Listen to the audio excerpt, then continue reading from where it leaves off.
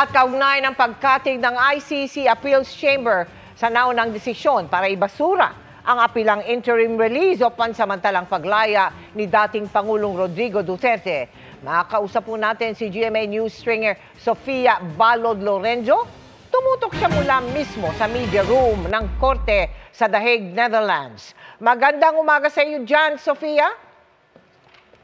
Hello Mel, kamusta? Nandito nga tayo sa The Hague, sa International Criminal Court sa The Hague, kung saan kakatapos lang noong nangyaring hearing sa pagdetermina kung mabibigyan ba ng apila ng interim release itong si dating Pangulong Rodrigo Duterte. At sa 3 grounds nga na sinabi ng pre-trial chamber court, gayon din sa sinabi ng depensa, lahat ito ay rejected.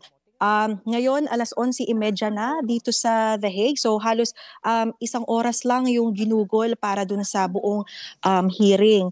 At gaya nga nung mga natunghayan natin mismo during the hearing, no, kumbaga yung mga tao doon talagang pigil hininga na nag-aabang nung kanilang mga resulta. At habang nga na isa-isa na sinasabi na rejected yung mga grounds, makikita rin natin na kumbaga yung lugmok din ng mukha ng Legal Defense Counsel ni dating Pangulong Duterte na medyo lugmok na nga. So at nung sinabi na yung pangatlong ground pare-parehong rejected, doon na nagsimula rin na maging emosyonal yung mga kasama nating mga publiko at mga NGO dun sa loob ng courtroom, at yung iba pa nga napaiyak, at yung iba pa talagang nagbunyi din at masayang lumabas ng courtroom, lalo na yung mga sahanay naman ng mga biktima.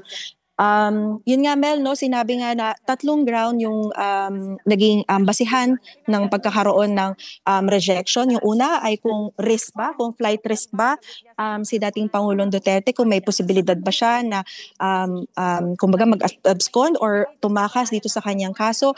Pangalawa ay kung yung guarantees na binibigay ng state, kung na-exhaust ba yon ng pre-trial chamber, yun ang sinasabi ng depensa. At ikatlo ay yung humanitarian grounds nga. Dun sa 3 grounds na yon rejected, at isa sa mga sinasabi nga nila na nananatili na yung popularidad din ni dating Pangulong Duterte, hindi lang sa Pilipinas kundi lalo sa kung saan siya naelekta doon sa Davao City bilang mayor noong May 2025. Kasama na rin yan sa mga factors, kabilang na rin ang sinasabi na financial capability o yung tinatawag din nila na mga contacts, international contacts. Lahat yan ikonsidera ng appeals chamber para dito sa resulta ng kaso.